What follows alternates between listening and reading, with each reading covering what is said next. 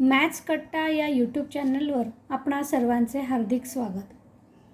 सेतू अभ्यासक्रम इयत्ता 10वी गणित भाग 1 आणि 2. सेतू अभ्यासक्रमाचा आजच्या 6व्या दिवसाचा आपण विचार करणार आहोत.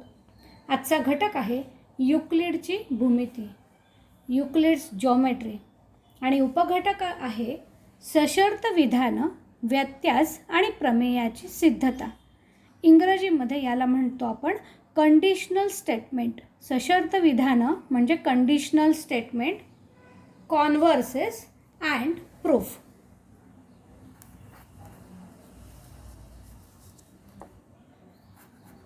कंडिशनल स्टेटमेंट, कॉन्व्हर्स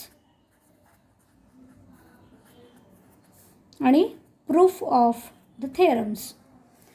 आता याचा अभ्यास करण्यासाठी आपण पहिल्यांदा थोडासा काही विधानांचा विचार करूया. सशर्त विधानं आणि व्यत्यास कसे असतात त्यासाठी काही विधानं बघा.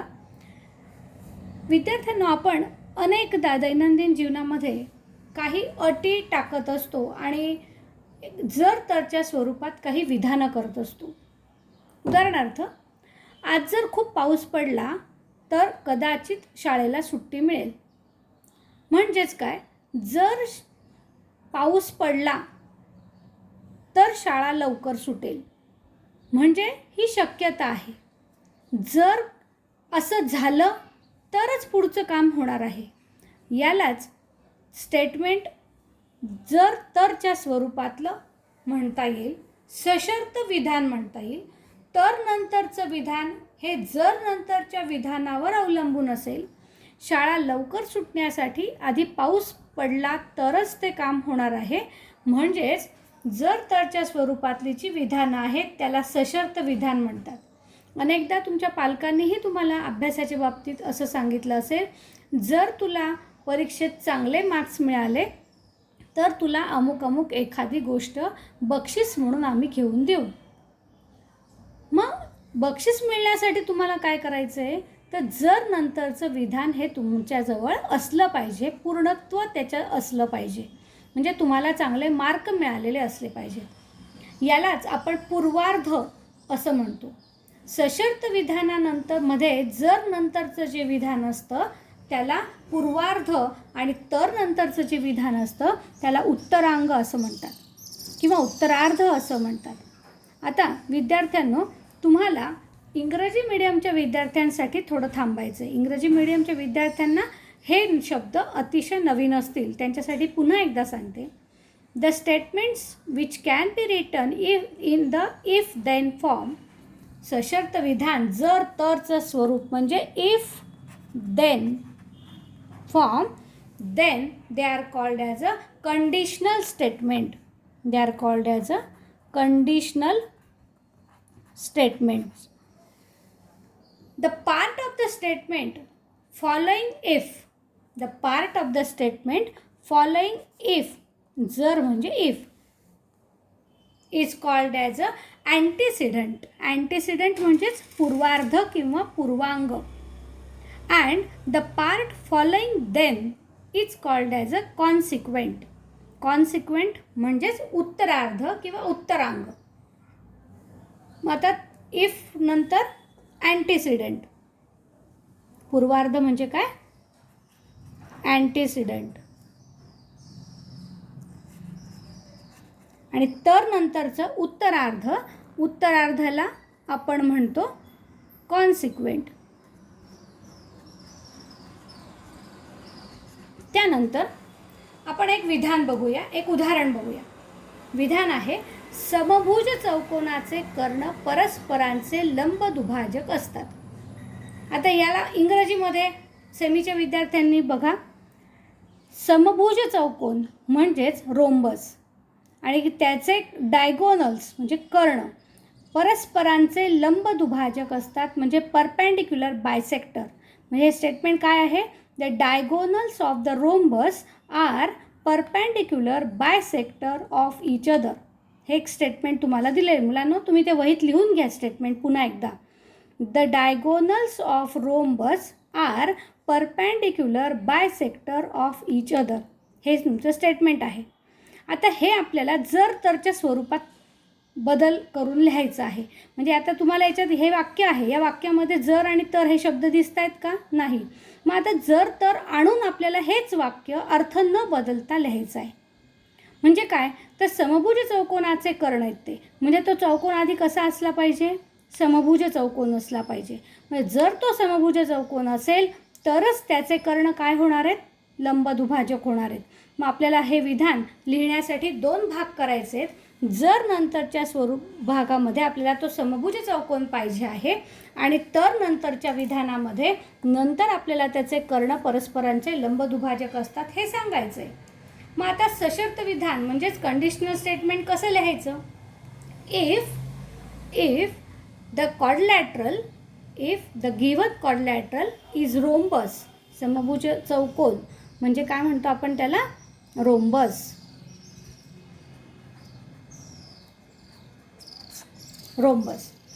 If the given quadrilateral is rhombus, then the diagonals of them are perpendicular bisector of each other. पुन्हा एकदा बघा. If the given quadrilateral is a rhombus, then the diagonals are perpendicular bisector of each other. अशा पद्धतीने आपल्याला जर दिलेला चौकोन हा समभुज चौकोन असेल तरच त्याचे कर्ण हे परस्परांचे लंबदुभाजक असतात. आता एकदा जर तरच्या स्वरूपात तुम्ही विधान केलं की पुढचं कॉन्व्हर्स हा पार्ट तुम्हाला सहज समजणार आहे. इथे लिहिलं आहे बघा, कॉन्व्हर्स म्हणजे व्यत्यास. मग काय करायचं येथे? जर नंतरचं विधान हे तर नंतर लिहायचं, तर नंतरचं विधान आणि जर नंतर लिहायचं. म्हणजे जर आणि तर नंतरच्या विधानांची आपल्याला अदलाबदल करायची आहे. तेव्हा जे नवीन विधान तयार होतं त्या नवीन विधानाला मूळ विधानाचा व्यत्यास असं म्हणतात. If the antecedent and consequent of the given conditional statements are interchanged, then the resulting statement which is formed is called as a converse of the given statement. पुन्हा एकदा बघा. If the antecedent and consequent in the given conditional statements are interchanged, then the resulting statement which is formed is called a converse of the given statement. मग आता इथे आपल्याला conditional स्टेटमेंटचा अर्थ आणि त्याचा व्यत्यास म्हणजे कॉन्व्हर्स याचा अर्थ समजला आहे. हे जर समजलं तर आपल्याला सिद्धता गणित भूमितीमध्ये पार्ट 2मध्ये गणित भाग 2मध्ये सिद्धता हा काय प्रकार आहे तो बघायचा आहे. आता सिद्धतेसाठी जॉमेट्रिकल स्टेटमेंट्स जे असतात त्याच्यामध्ये काही स्टेटमेंट्स सुरुवातीला युक्लिडने सांगितल्याप्रमाणे जॉमेट्रिकल स्टेटमेंट म्हणजे भूमितीय काही विधानं हे ॲक्सेप्टेड म्हणजे सगळ्यांनी मान्य केलेली आहेत, गृहीतच धरलेली असतात, ती स्वयंसिद्ध असतात, त्यांना सिद्ध करायची गरज नसते, सर्व मान्य असतात आणि म्हणून त्यांना गृहीतक असं म्हणतात. म्हणजेच त्याला पॉस्च्युलेट असं म्हणतात. पॉस्च्युलेट याचा अर्थ the geometrical statements which are accepted by all are called postulates. इथे लिहिलेलं आहे बघा, पॉस्च्युलेट्स हा शब्द लिहिलेला आहे. गृहीतक म्हणजे पॉस्च्युलेट. गृहीतक आहे म्हणजेच ते सर्व मान्य आहे, त्याला सिद्ध करायची गरज नाही. आणि म्हणून ही जर गृहीतकं स्वीकारली तर त्यांच्या आधारावरती तर्कशुद्ध पद्धतीने जर आपण मांडणी केली तर आपल्याला तो गुणधर्म हा सिद्ध करता येत असतो. म्हणजे गृहीतकं मानलेली असतात, आपल्याकडे माहिती असतात, ही सत्य आहे हे आपल्याला माहिती असतं आणि त्याच्या आधारावरती आपण लॉजिकल पद्धतीने काही स्टेटमेंट्स तयार केले तर तो गुणधर्म, नवीन गुणधर्म आपल्याला सिद्ध करता येतो की तो करेक्ट आहे, तो प्रूव्ह करता येतो. आता युक्लिडने मांडलेल्या जे पॉस्च्युलेट्स आहेत, गृहीतक आहेत, ते कोणते आहेत की सर्वांनी मान्य केलेले आहे, त्याच्यात कोणाचाही 2 मतं येणार नाहीत अशी विधानं कोणती आहेत जॉमेट्रीमधली? ही तुम्ही अभ्यासलेली आहेतच. बघा, एका बिंदूतून जाणाऱ्या असंख्य रेषा काढता येतात. हे तुम्हाला सर्वांना माहिती आहे, याच्याबद्दल कोणीही नाही म्हणू शकत नाही. काय statement? There are infinite lines passing through a point. एका पॉईंटमधून अनेक इन्फायनाईट नंबर ऑफ लाईन्स काढता येतात, हे सर्व मान्य आहे. दुसरं पॉस्ट्युलेट आहे, दोन बिंदूतून एक आणि एकच रेषा जाते. हेही तुम्ही अभ्यासलेलं आहे. म्हणजे इंग्रजीमधून सांगता येईल, there is one and only one line passing through to points. तिसरा पॉस्ट्युलेट आहे, कोणताही बिंदू केंद्र मानून दिलेल्या त्रिज्येचे वर्तुळ काढता येते. हे सर्वांना काढता येणारे सहज माहिती आहे, मान्य आहे सर्वांना, की कोणताही एक बिंदू घेतला आणि एक त्रिज्या घेतली तर कुठेही तुम्हाला एक वर्तुळ त्याचं काढता येणार आहे. A circle of the given radius can be drawn taking any point as its centre. Centre आपण कुठेही घेतला आणि दिलेली जर त्रिज्या असेल तर तुम्ही त्या त्रिज्येचं त्या बिंदूवर ठेवून सर्कल काढू शकता. चौथा पॉस्ट्युलेट आहे, सर्व काटकोन परस्परांशी एकरूप असतात. सर्व काटकोन, आता काटकोनाचं माप किती असतं? 90 अंश. आणि मग कोणताही 90 अंशाचा कोन आपण वेगवेगळ्या पद्धतीने कुठेही काढला आणि तो कापून एकमेकांवरती ठेवून बघितला तर तो एकमेकांशी जुळणार आहे, म्हणजे ते एकरूप आहे. All the right angles are congruent with each other. All the right angles are congruent to each other. आता पाचवं पॉस्ट्युलेट बघा, दोन रेषा आणि त्यांची छेदिका काढली असता एका बाजूला तयार झालेल्या आंतरकोनांची बेरीज दोन काटकोनांपेक्षा कमी असेल तर त्या रेषा त्याच दिशेने वाढवल्यावर एकमेकींना छेदतात. याचा अर्थ बघा, दोन रेषा आणि त्यांची छेदिका काढली, एका बाजूला तयार झालेल्या आंतरकोनांच्या मापांची बेरीज दोन काटकोनांपेक्षा कमी असेल. दोन काटकोन म्हणजे काय? तर तुम्हाला माहिती आहे, एक काटकोन म्हणजे 90 अंश, मग दोन काटकोन म्हणजे किती? तर 180 अंश. मग त्या दोन आंतरकोनांच्या मापांची बेरीज ही 180 अंशापेक्षा कशी आहे? कमी आहे. आता तुम्हाला आंतरकोनांचा गुणधर्म माहिती आहे की जर त्या दोन रेषा समांतर असतील तर आंतरकोनांच्या मापांची बेरीज ही नेहमी 180 अंश असते. If two lines are parallel, then the interior angles are always supplementary of each other. त्यांच्या मापांची बेरीज ही नेहमी 180 असते, पण ती 180 पेक्षा कमी असेल. म्हणजेच थोडक्यात काय, एक रेषा अशी काढली आहे आणि एक रेषा अशी काढली आहे आणि ही आहे त्यांची छेदिका. या ठिकाणी तयार झालेला हा एक आंतरकोन आहे आणि हा एक आंतरकोन आहे. यांच्या मापांची बेरीज 180 होऊ शकणार नाही, कारण ते लाईन्स पॅरलल नाहीच आहेत काढलेल्या आपण. मग यांची 180 नाही आहे. मग ह्या लाईन जर पुढे कुठेतरी वाढवल्या तर त्या एकमेकांना कुठेतरी छेदणार आहेत. हे लक्षात, हे आपल्याला या पॉस्ट्युलेटमध्ये दिलेलं आहे आणि ते सत्य आहे. याला आपल्याला इंग्रजीमध्ये असं सांगता येईल की if two interior angles form on one side of the transversal of two lines add up to less than two right angles, then the lines produced in that direction intersect always each other. ह्या दोन lines एकमेकांना पुढे वाढवल्यानंतर intersect करतील, म्हणजे छेदतील. पुढचा मुद्दा आहे सिद्धता. एखाद्या गुणधर्माची तर्कशुद्ध सिद्धता देता येत असेल तर तो गुणधर्म सत्य मानला जातो आणि तर्कशुद्ध जी मांडणी आपण तेव्हा करतो त्यालाच त्या प्रमेयाची सिद्धता असं म्हणतात. अ प्रॉपर्टी म्हणजे गुणधर्म. A property is suppose to be true if it can be proved logically. It is called as a theorem. Theorem म्हणजेच प्रमेय आणि त्या proof of the logical arguments made to prove the theorem is called as a proof. तर्कशुद्ध मांडणी याचा अर्थ काय? Logical arguments of that property. Logical argument of the property is called as a proof of the theorem. आता साध्य कशाला म्हणायचं?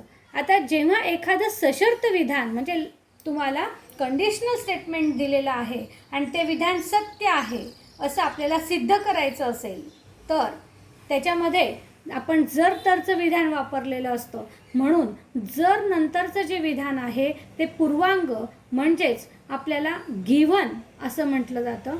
Given दिलेलं आहे, हे आपल्याकडे आहे ऑलरेडी, आणि देन नंतरचा जो पार्ट असतो तो आपल्याला प्रूव्ह करायचा असतो. मग इफ नंतरचं स्टेटमेंट म्हणजे गिव्हन पार्ट आणि देन नंतरचं स्टेटमेंट म्हणजे to prove, part to prove. त्याला आपण साध्य, पक्ष आणि साध्य असं म्हणतो.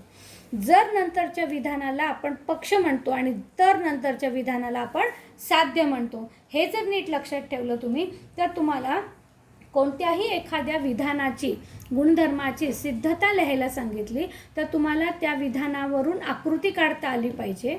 जर तरच्या स्वरूपात ते विधान ट्रान्सफर करता आलं पाहिजे आणि जर नंतरचं विधान म्हणजे पक्ष आणि तर नंतरचं विधान म्हणजे साध्य हे लिहिता आलं पाहिजे. इथेच तुमचे बोर्डाच्या परीक्षेला 1.5 मार्क होतात. पक्षाला अर्धा मार्क, साध्याला अर्धा मार्क आणि आकृतीला अर्धा मार्क असे 1.5 मार्क या ठिकाणी होतात आणि नंतरचे पुढचे मार्क हे त्या प्रमेयाच्या सिद्धतेसाठी असतात. त्यामुळे याची प्रॅक्टिस व्यवस्थित तुम्हाला करायची आहे. आता ही प्रॅक्टिस करण्यासाठी आपल्याला काही विधानं स्वाध्यायात दिलेली बघा. दिलेलं विधान जर तरच्या स्वरूपात लिहा. दिलेलं विधान जर तरच्या स्वरूपात लिहा म्हणजे write the following statements if then form. If then फॉर्ममध्ये लिहायचं आहे. तर स्टेटमेंट बघा काय आहे. चक्रीय चौकोनाचे सम्मुख कोन पूरक असतात. आता चक्रीय चौकोन म्हणजे सायक्लिक क्वाड्रिलॅटरल, सम्मुख कोन म्हणजे अपोजिट अँगल्स, पूरक म्हणजे सप्लिमेंटरी. मग हे विधान कसं होईल. The opposite angles of cyclic quadrilateral are supplementary. पुन्हा एकदा सांगते नीट, सेमीच्या विद्यार्थ्यांनी नीट लिहून घ्या. Opposite angles of cyclic quadrilateral are supplementary. हे विधान आपल्याला इफ देनमध्ये करायचं आहे. मग कसं होईल म्हणजे सम्मुख कोन पूरक होण्यासाठी तो चौकोन कसा पाहिजे, चक्रीय पाहिजे म्हणजे सायक्लिक पाहिजे. मग आपल्याला तो जर तरच्या नंतरचं विधानामध्ये तो चौकोन कसा आहे हे सांगणं अपेक्षित आहे. मग इथे ते विधान लिहिताना असं लिहावं लागेल. इफ द क्वाड्रिलॅटरल म्हणजे मराठी मीडियमच्या विद्यार्थ्यांनी आधी कसं लिहायचं ते बघूया.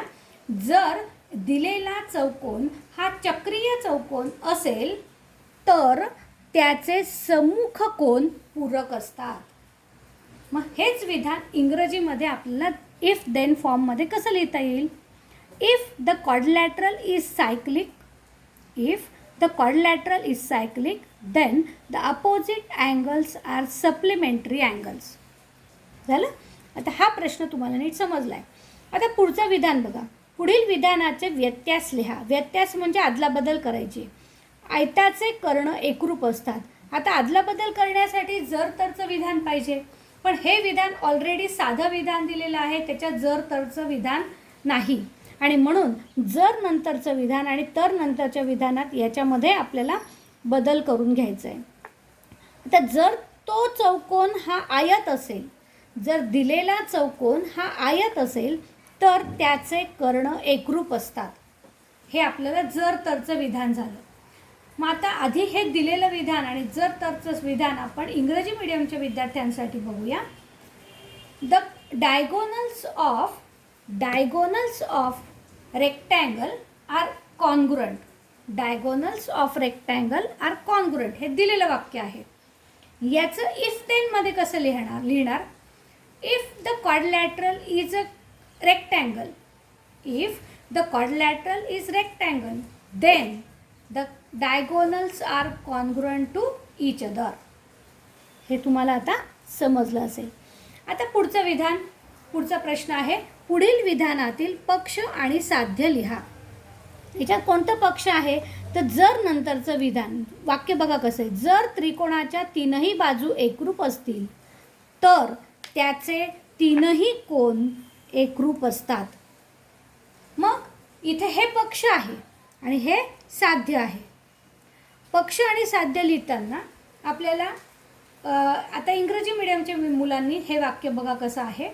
If the all 3 sides of triangle are congruent then the all 3 angles are also congruent. हे आहे त्याचं. आता पक्ष काय. पक्ष आहे त्रिकोणाच्या तीनही बाजू एकरूप आहेत. मग आता इथे हे पक्ष म्हणून लिहायचं आहे आणि खाली साध्यामध्ये लिहायचं आहे, त्याचे तीनही कोन एकरूप असतात. हेच तुम्हाला सिद्धता करताना आकृतीवरून सुद्धा लिहिता येणार आहे. आता खालील विधानाची नामनिर्देशित आकृती काढून त्यावरून पक्ष साध्य लिहा.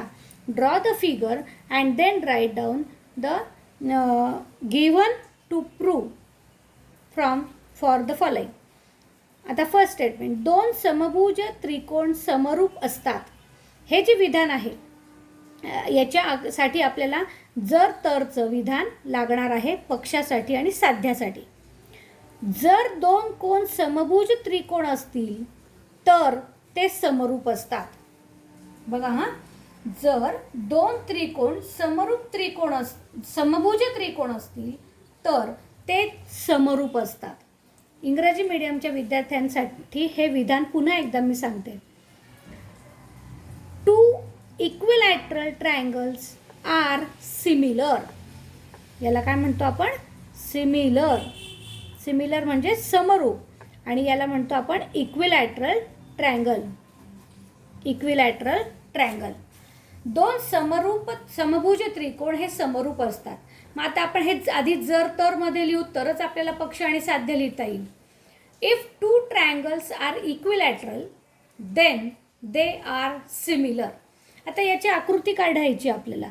मग आपण याची आकृती कशी काढायची बघा. समजा आपण या ठिकाणी दोन त्रिकोण काढले. आता हे दोन त्रिकोण काढताना तुम्हाला सारखेच त्रिकोण काढायचे. त्याला नावं द्यायची आहेत ABC आणि PQR. मग हे दोन समभुज त्रिकोण आहेत, म्हणजेच यांचे तीनही बाजू समान आहेत, एकरूप आहेत.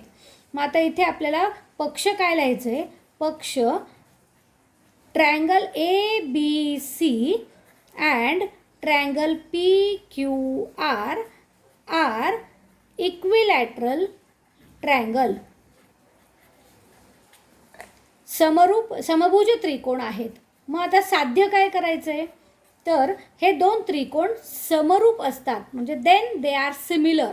मग सिमिलरचं चिन्ह तुम्हाला माहिती आहे. मग triangle ABC is similar to triangle PQR. हे आपलं साध्य होणार आहे. मुलांना तुम्हाला ह्या विधानाची आकृतीत काय आवश्यक आहे, पक्ष कसं लिहिलं आपण आणि साध्य कसं लिहिलं हे निश्चित समजलं असेल. तसं आता तुम्ही दुसऱ्या प्रश्नाचा नीट विचार करा की जर रेषीय जोडीतील कोण एकरूप असतील. आता इथे हे विधान तर जर तरच्या स्वरूपात ऑलरेडी दिलेलं आहे, त्यामुळे तुम्हाला ह्या विधानातलं पक्ष साध्य सहज ओळखता येईल आणि आकृतीही काढता येईल. मुलांनो, तुम्हाला आजचा भाग हा निश्चित समजला असेल. जर समजला असेल तर व्हिडिओ लाईक करा, विद्यार्थ्यांमध्ये शेअर करा आणि चॅनल सबस्क्राईब करा, म्हणजे तुम्हाला पुढचं नोटिफिकेशन लगेच मिळेल. धन्यवाद.